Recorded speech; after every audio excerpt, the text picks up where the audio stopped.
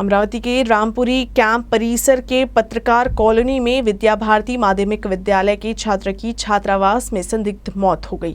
छात्र की संदिग्ध मौत पर कई तरह के सवाल उठ रहे हैं। संदिग्ध मामला होने से खुद पुलिस आयुक्त और अन्य वरिष्ठ अधिकारियों ने स्कूल में पहुंचकर स्थिति का जायजा लिया।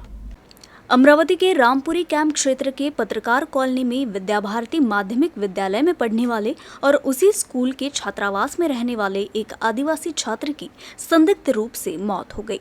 इस घटना के सामने आने के बाद स्कूल और छात्रावास प्रशासन में कोहराम मच गया।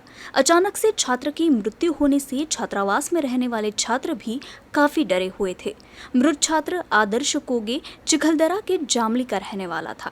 आदर्श विद्या भारती माध्यमिक विद्यालय में 7वीं कक्षा में पढ़ता था और वही छात्रावास में रहता था। घटना वाली सुबह एक कर्मचारी छात्रावास में छात्रों को जगाने के लिए गया। आवाज सुनकर सभी छात्र तो उठ गए, लेकिन आदर्श नहीं उठा। हॉस्टल के अन्य छात्रों ने उसे जगाने की कोशिश की, लेकिन जब कोई जवाब नहीं मिला तो छात्रावास प्रशासन को सूचना दी गई। उसके बाद आदर्श को तुरंत जिला सामान्य अस्पताल में भर्ती कराया गया, लेकिन डॉक्टरों ने उसे मृत घोषित कर दिया। इसके बाद घटना की जानकारी आदर्श के परिवार वालों को दी गई। अचानक से छात्र की मौत पर कई तरह के सवाल उठ रहे हैं। परिजनों ने तो छात्रावास प्रबंधन पर भी लापरवाही का आरोप लगाया है। परिजन का कहना है कि घटना से ठीक एक दिन पहले आदर्श से फोन पर बात हुई थी, तभी भी उसने अन्य छात्रों से मारपीट की बात बताई थी।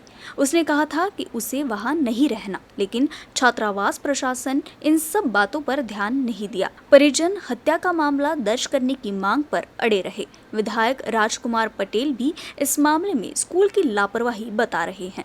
तनाव बढ़ने पर पुलिस आयुक्त डॉक्टर आरती सिंह, उपायुक्त MM मकानदार, सहायक आयुक्त पूनम पाटिल भी स्कूल पहुंची। स्कूल और छात्रावास में काम करने वाले अधिकारियों और कर्मचारियों से पूछताछ की गई।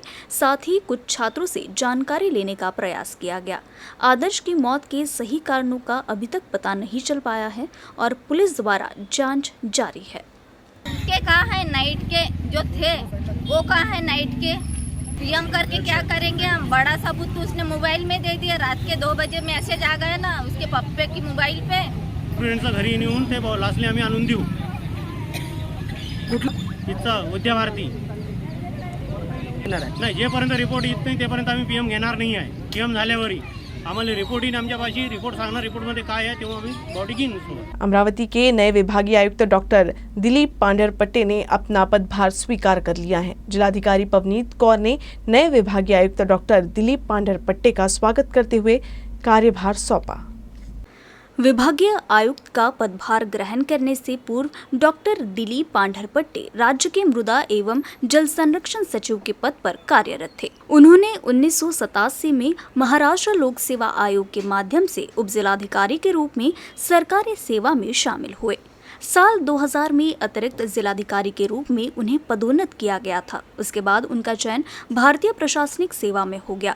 पांढरपट्टे राज्य के अलग अलग जिले में उपविभागीय अधिकारी, जिला पुनर्वसन अधिकारी, निवासी उपजिलाधिकारी, ठाणे मनपा के उपायुक्त, सांस्कृतिक कार्य विभाग के उपसचिव, सिंधुदुर्ग के अपर उपजिलाधिकारी, सिंधुदुर्ग और रायगढ़ के जिला परिषद मुख्य कार्यकारी अधिकारी, धुले व सिंधुदुर्ग के जिलाधिकारी, सूचना व जनसंपर्क महासंचालनालय के महासंचालक और सचिव और मृदा व जल संधारण सचिव के रूप में कार्य कर चुके हैं। पांढरपट्टे एक कवि, लेखक, गजल लेखक है। उनकी कई पुस्तकें प्रकाशित हो चुकी है। गजल संग्रह शब्द झाले सप्तरंगी और उनकी लिखित अन्य पुस्तकें भी काफी लोकप्रिय हुई है। इस दौरान प्रभारी आयुक्त और जिलाधिकारी पवनीत कौर ने डॉक्टर पांढरपट्टे को पुष्पगुच्छ देकर स्वागत किया। जिला परिषद मुख्य कार्यकारी अधिकारी अभिशांत पंडा, जिला पुलिस अधीक्षक अविनाश बारगल, अपर आयुक्त नीलेश सागर, उपायुक्त संजय पवार, अजय लहाने, गजेंद्र बावने, शरद कुलकर्णी, सहायक आयुक्त विवेकानंद कालकर, श्यामकांत मस्के, मधुकर वासनिक, सुधाकर दवंडे, नियोजन उपायुक्त किरण जोशी, तहसीलदार वैशाली पाथरे, निकिता जावरकर, संतोष काकड़े समेत आयुक्त कार्यालय के विभिन्न कार्यालयों के अधिकारियों, कर्मचारियों और प्रमुखों ने विभागीय आयुक्त का स्वागत किया। अमरावती जिले के दरियापुर तहसील के शिवसेना ने प्रदेश के मुख्यमंत्री एकनाथ शिंदे से मुंबई में मुलाकात की। इस दौरान मुख्यमंत्री ने दरियापुर में छत्रपति शिवाजी महाराज की प्रतिमा स्थापित करने की बात कही। दरियापुर शिवसेना तहसील प्रमुख गोपाल पाटिल अरबट और अन्य पदाधिकारियों के शिंदे गुट में शामिल होने के बाद शिवसैनिक मुंबई में राज्य के मुख्यमंत्री एकनाथ शिंदे से मिलने पहुंचे। इस दौरान अमरावती के पूर्व विधायक कैप्टन अभिजीत अडसूल के नेतृत्व में शिवसैनिकों ने राज्य के नए मुख्यमंत्री एकनाथ शिंदे का सत्कार किया, जिसके बाद शिवसैनिकों ने दरियापुर विधानसभा क्षेत्र में समस्याओं के बारे में बताते हुए दरियापुर शहर में छत्रपति शिवाजी महाराज की प्रतिमा स्थापित करने की मांग की, जिस पर मुख्यमंत्री एकनाथ शिंदे ने आश्वासन दिया कि जल्द ही प्रतिमा स्थापित की जाएगी। इस दौरान गोपाल पाटिल, रवि भाऊ गानोरकर, विनय गावंडे, महेंद्र भांडे, राहुल भुंबर, राहुल गावंडे, दुराटे, कोरडे, काठोले समेत अन्य कार्यकर्ता उपस्थित थे।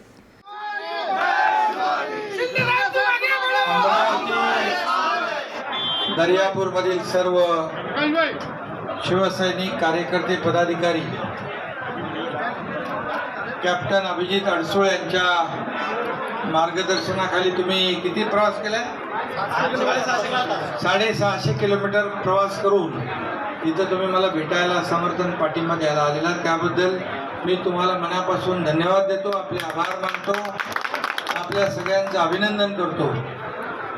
गेल्या महिन्याभरात आपण सगळं पाहताय, सगळीकडून राज्यभरातून खूप मोठ्या प्रमाणावर लोकांचं प्रेम आशीर्वाद पाहायला मिळतंय, त्याबद्दल मी आपला खूप खूप आभारी आहे।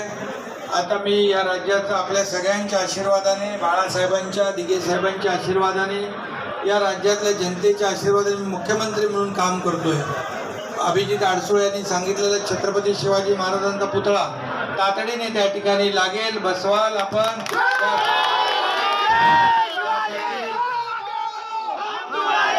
त्यासाठी कुठेही निधी कमी पडू देणार नाही, एवढंच या प्रसंगी सांगतो। त्यापेक्षा आणखी आपल्याला जे काही विकासासाठी पैसे लागतील तेही राज्य शासनाच्या वतीने तुम्हाला दिले जातील, ही देखील मी ग्वाही आपल्याला देतो। चांगलं काम करा, लोकांची सेवा करा आणि या राज्याचा जे काही योजना आहेत त्या लोकांपर्यंत पोहोचवण्याचं काम करा, एवढंच मी या प्रसंगी सांगतो।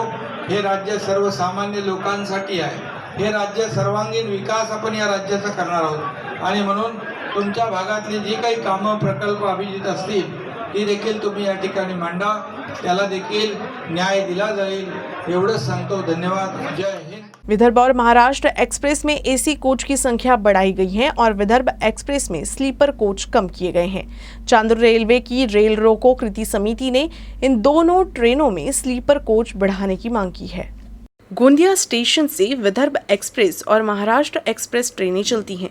चांदुर रेलवे क्षेत्र के अधिकांश यात्री इन दोनों ट्रेनों से यात्रा करते हैं। आरटीआई से मिली जानकारी के अनुसार विदर्भ एक्सप्रेस में जनवरी 2022 में 9 एसी कोच थे, जिसे अब बढ़ाकर 11 कर दिया गया है, और जनवरी 2022 में स्लीपर कोच 9 थे, जो अब घटाकर 7 कर दिए गए हैं। इसी तरह जनवरी 2022 में महाराष्ट्र एक्सप्रेस में 3 एसी कोच थे, जिसे अब बढ़ाकर 5 कर दिया गया है। इन दोनों ट्रेनों में एसी बढ़ाए गए हैं। स्लीपर कोच में एसी कोच की तुलना में अधिक भार होता है, इसीलिए रेल विभाग को स्लीपर कोच बढ़ाने चाहिए थे और अनारक्षित कोच भी बढ़ा सकते हैं। स्लीपर कोच का रिजर्वेशन नहीं होने से यात्री अनिच्छा से एसी कोच की ओर रुख कर रही हैं। इससे कई यात्रियों को आर्थिक परेशानी का सामना करना पड़ रहा है। साधारणतः चांदूर रेल्वे सारख्या तालुक्यातल्या ग्रामीण भागातून चालणाऱ्या या विभागात स्लीपरचे हे वाढायला पाहिजे, एसीचे कमी व्हायला पाहिजे, असं एकंदरीत पाहिजे होतं। मात्र यांनी विदर्भ एक्सप्रेसमध्ये या पद्धतीचं केलं आहे, त्याचप्रमाणे महाराष्ट्र एक्सप्रेसमध्ये सुद्धा यांनी याच पद्धतीचं काम केलं की एसीचे 3च कोच होते, एसीचे 5 कोच केले आणि स्लीपर कोच हे कॉन्स्टंट आहे। तर ही लूट आहे सर्वसामान्य नागरिकांची आणि यांचा व्यवसाय वाढला पाहिजे, या दृष्टिकोनातून सर्वसामान्यांकडून कसा अलगद पैसा आपण काढला पाहिजे या रेल्वे विभागानं, या पद्धतीने यांनी हे नियोजन केलेलं आहे। मला असं वाटतं यांनी स्लीपरचे कोच वाढवला पाहिजे आणि सर्वसामान्य माणसाला न्याय द्यायला पाहिजे। अमरावती जिले के अचलपुर, परतवाड़ा, इन शहरों में पानी की आपूर्ति ठप हो गई है। इसको लेकर नागरिकों में आक्रोश है। पिछले 8 दिनों से हो रही भारी बारिश के कारण बांध का जलस्तर बढ़ने से बांध के चारों गेट खोल दिए गए हैं, जिसके परिणाम स्वरूप सापन नदी में बाढ़ आ गई, जिस कारण पानी की मुख्य पाइपलाइन टूट गई, जिससे इन दोनों गांवों में पानी की आपूर्ति बाधित हो गई है, जिस कारण लोगों को पानी के लिए भटकना पड़ रहा है। कुछ राजनीतिक दल टैंकरों से लोगों को पानी की आपूर्ति भी कर रहे हैं। वहीं जल आपूर्ति जल्द न शुरू होने पर आंदोलन की चेतावनी नागरिकों ने दी है। मेलघाट के मेसर्स रसिक पटेल द्वारा संचालित भारत पेट्रोल पंप एक बार फिर सुर्खियों में है। इस पेट्रोल पंप पर पेट्रोल में पानी मिलाकर बेचने का आरोप लगा है। धारिणी शहर के मध्य भाग में स्थित मेसर्स रसिक पटेल द्वारा संचालित भारत पेट्रोलियम किसी न किसी कारण से चर्चा में रहता है। कई बार पानी मिलाकर पेट्रोल बेचने को लेकर चर्चा होती रही। अखिल भारतीय आदिवासी विकास परिषद के पदाधिकारी संदीप तोटे ने सीधे तहसील कार्यालय में लिखित शिकायत लिखकर आरोप लगाया है कि रसिक पटेल पेट्रोल पंप पेट्रोल में पानी मिलाकर बेच रहा है। पेट्रोलियम और भविष्य में समस्याओं का समाधान नहीं होने पर विरोध करने की चेतावनी भी दी गई। 2 दिवस अगोदर मी समीर पेट्रोल पंपामध्ये पेट्रोल भरायसाठी गेलेलो होता, तरी ते पेट्रोल पंपामध्ये पूर्ण पाणी निघाल्यात आणि माझा R15 हा गाडी खराब झालेली आहे आणि ते पेट्रोल पंपाचा 3 वेळा लायसन रद्द करण्यात आलं, तरी त्यांना पुन्हा लायसन बनवून कोण देतंय असं एक माझा प्रश्नचिन्ह आहे। आणि मेळघाटचा आदिवासी सगळे जनता इथं पेट्रोल भरताय आणि त्यांचा गाडी खराब होत आहे। आज माझ्यासारखं सुशिक्षित सोबत झाले तर पूर्ण मेळघाटचा आदिवासी सोबत हा असं घटना होत आहे। तर माझं एकच मान्यता आहे, माझा गाडी रिपेअरिंग करून आणि ते पेट्रोल पंपामध्ये तत्काळ सील लावण्यात यावा आणि त्याच्यावर गुन्हा दाखल झाले पाहिजे असं माझा विनंती आहे। नाही तर मी हे पेट्रोल घेऊन मी इथं उपोषणमध्ये बसणार आणि माझं हे झालं नाही तर मी आत्मदहनचा भी प्रयत्न करणार। इस संदर्भ में पेट्रोल पंप मालिक से प्रतिक्रिया ली गई तो उन्होंने कहा कि प्रधानमंत्री नरेंद्र मोदी और केंद्रीय मंत्री नितिन गडकरी ने इथेनॉल के उपयोग के बारे में बताया है और अगले 2 वर्षों में पेट्रोल में 20% इथेनॉल मिलाया जाएगा। जो पेट्रोल में 10% इथेनॉल भारत सरकार की तरफ से मिश्रित करके आ रहा है और इसकी जो फेनोमेनन है ये इसका एक ड्रॉप भी यदि पानी का या मॉइस्चर भी आता है, ड्यू भी आता है, ओस जिसको बोलते हैं हिंदी में, वो भी आ जाता है टाकी में, तो ये 10% इथेनॉल पेट्रोल से अलग होकर नीचे बैठ जाता है टाकी के अंदर। कोई भी गाड़ी की टाकी रहे, यदि आप सर्विसिंग भी करते हैं उसमें उस दौरान भी यदि उसको थोड़ा सा भी यदि पानी का उसको लगा बाहर से भी तो वो इथेनॉल नीचे बैठ जाता है और पूरा पानी और पेट्रोल अलग अलग हो जाता है। पानी नहीं एक्चुअल में उसको इथेनॉल है टेक्निकल लैंग्वेज में वो।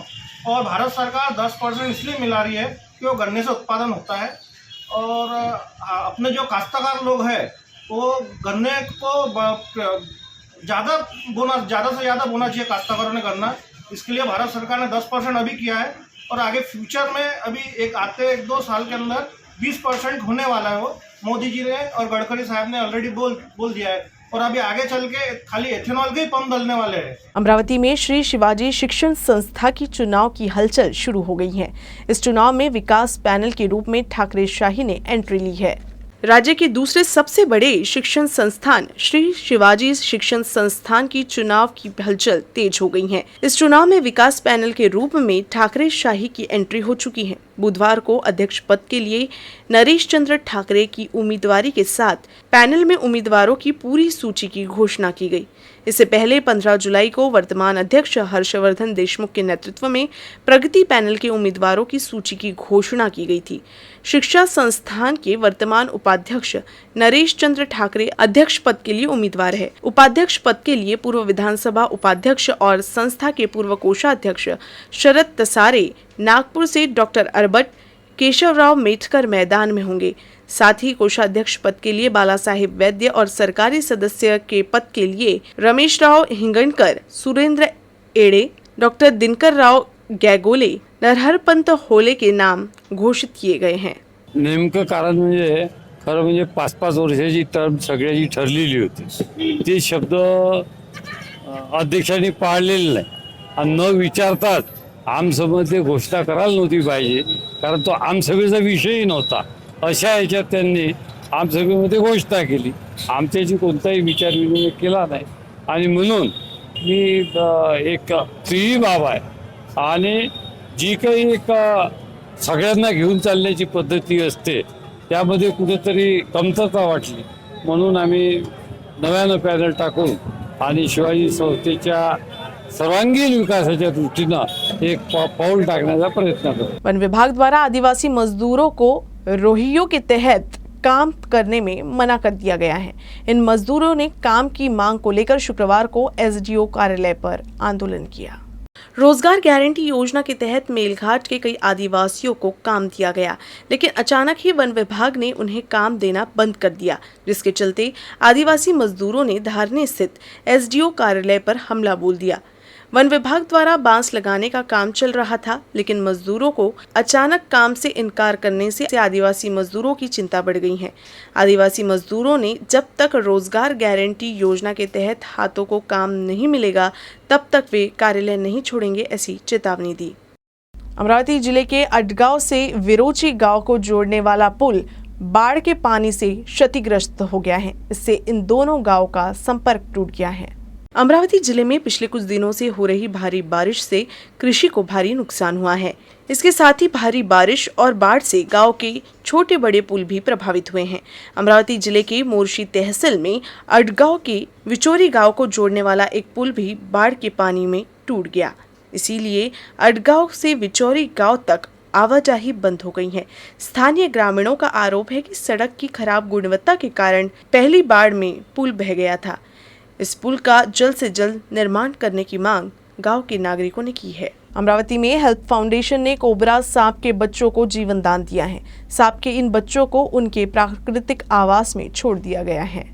पिछले कुछ दिनों से अमरावती में भारी बारिश हो रही है। गर्मी के दिनों में सांपों ने जो अंडे दिए थे उनमें से छोटे बच्चे बाहर निकलकर आ रहे हैं। शहर के रजनी मंगल कार्यालय नवसारी के पीछे निर्माण कार्य चल रहा है।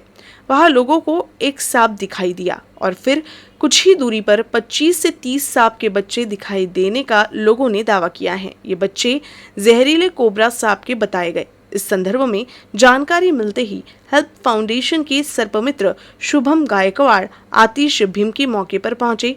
इस दौरान कई सांप भाग गए और जमीन में छिप गए। उन्होंने 8 सांपों को बचाया, बाकी सांपों की तलाश जारी है। सांप के इन बच्चों को पोहरा जंगल में छोड़ा गया है। काल अमरावती येथील नवसारी परिसरातील आम्हाला एक कॉल आला होता की तिथे 20 ते 25 कोबरा जातीच्या सापाचे पिल्ले आहेत। तर आम्ही तिथे पोचल्यानंतर 7 पिल्लं यशस्वीरित्या रेस्क्यू करू शकलो आणि त्यासोबतच इतर 7 वेगवेगळ्या प्रजातीचे साप रेस्क्यू करून आम्ही वन विभागाच्या सहाय्याने निसर्गात मुक्त केले। अमरावती जिले के तिवसा तहसील के खेत में मिले 6 अजगरों को सर्पमित्र ने पकड़कर उन्हें जंगलों में छोड़ दिया। बारिश के कारण घरों में सांप का खतरा बढ़ जाता है और कई लोगों के घरों में सांप निकल रहे हैं। वहीं अमरावती जिले के तिवसा तहसील के 4 से 5 गांव के खेत में 6 अजगरों को सर्पमित्र शुभम विघे ने पकड़कर जंगल में छोड़ दिया। इनमें से 2 अजगर 5 फीट से अधिक लंबे थे। न्यूज रूम से बस इतना ही। खबरों का सिलसिला यूं ही चलता रहेगा। आप देखते रहिएगा यूसी न्यूज अमरावती।